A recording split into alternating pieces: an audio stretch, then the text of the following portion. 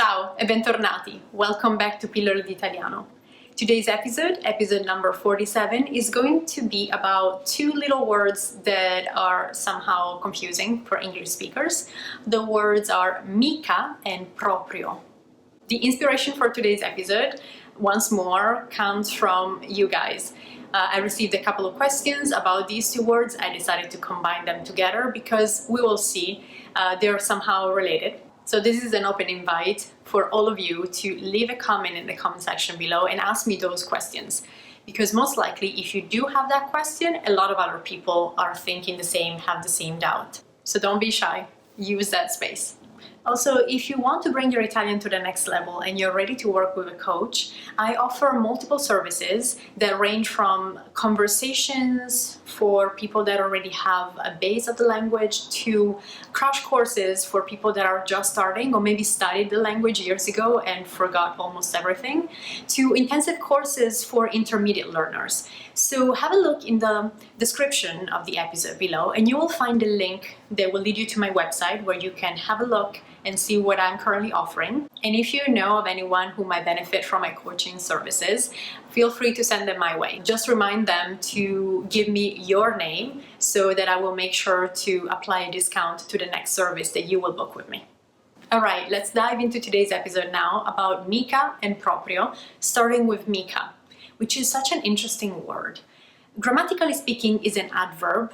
And more or less, its meaning is like affatto. It's basically saying at all, not at all, because MICA goes with negative sentences.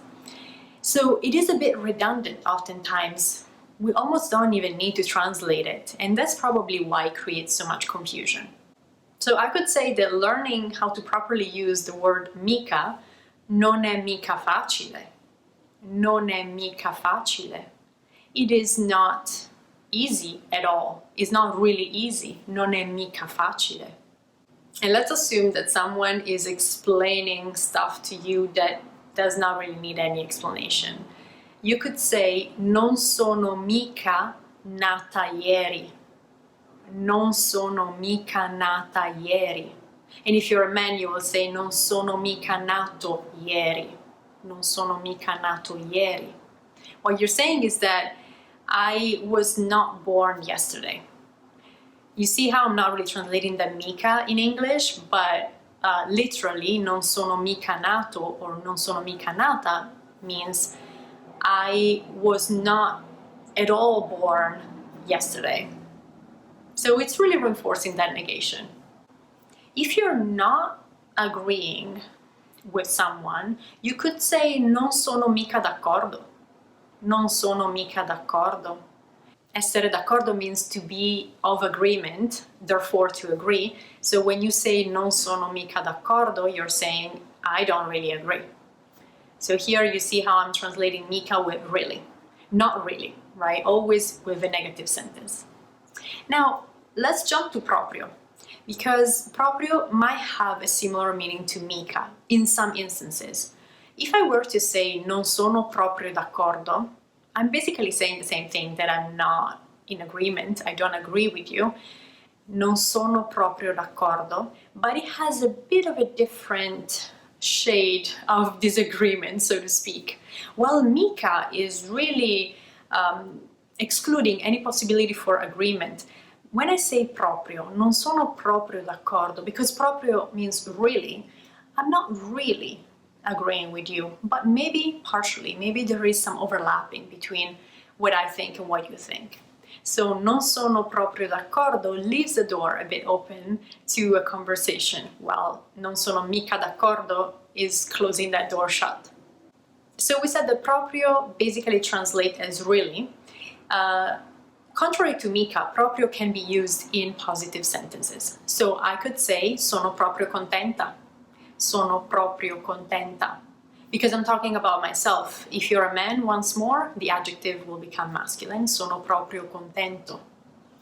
I'm really happy. I'm really content. And if I really want something, if I'm really craving something to eat, like an ice cream right now, I would say ho proprio voglia di un gelato. Ho proprio voglia di un gelato. I have really a craving, voglia, of an ice cream. I'm really craving an ice cream. Ho proprio voglia di un gelato. So far so good? Great. Now let's look at proprio when it's not used as an adverb, but as an adjective. And as such, you will find different forms because an adjective has to conform with the noun that goes with. So in terms of gender and number, which means that proprio sometimes assumes the form of propria, propri, proprie, if it's masculine, feminine, singular, plural. And here is probably when things get a bit complicated. Let's start by defining the meaning of proprio when it's used as an adjective. Basically means one's own. It has something to do with property, right? It has the same root, proprio, property. So proprio expresses ownership. But whose ownership? Not any one specific person. Is used when we want to build impersonal sentences. So when we would use in English one, or one does what one can. One shouldn't mind what people say.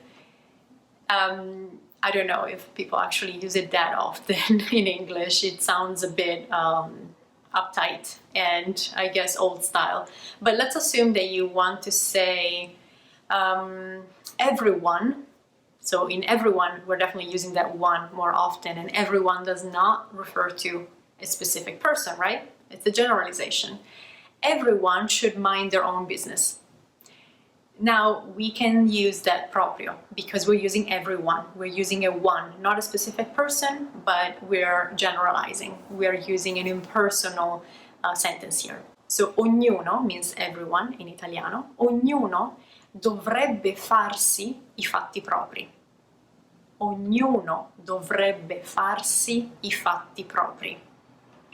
I know we have a bunch of complex elements here, so let's break it down. Ognuno, everyone, dovrebbe, should, farsi, make for oneself, I fatti propri, its own business. So each one, every person, ognuno, should mind their own business. And that's why we're using propri and not suoi, tuoi, loro, because we're not talking about any specific person. We're using that impersonal, ognuno, everyone, each one. Let me give you another example before closing and wrapping up this episode. If I say that there is nothing better than relaxing at one's own place, one, it could be anyone, that's impersonal, so I'm using proprio as an adjective. Place, in this case, I will express with the word casa. So I would say non c'è niente di meglio, non c'è niente di meglio, there is nothing better, che rilassarsi, than relaxing, che rilassarsi a casa propria, at home, own, at one's own place, a casa propria. You see how casa is feminine and singular, so that proprio assumes the feminine singular ending a propria, a casa propria. I really hope that this was clear and didn't scare you off. It's not as complicated once you get the gist of it. What I would recommend is that you use the comment section below to practice. Make some sentences out of proprio, especially because I think it's the most difficult element of this episode. Proprio when it's used as an adjective. So you can talk about one's own home, one's own boat, one's own business, anything you can think of.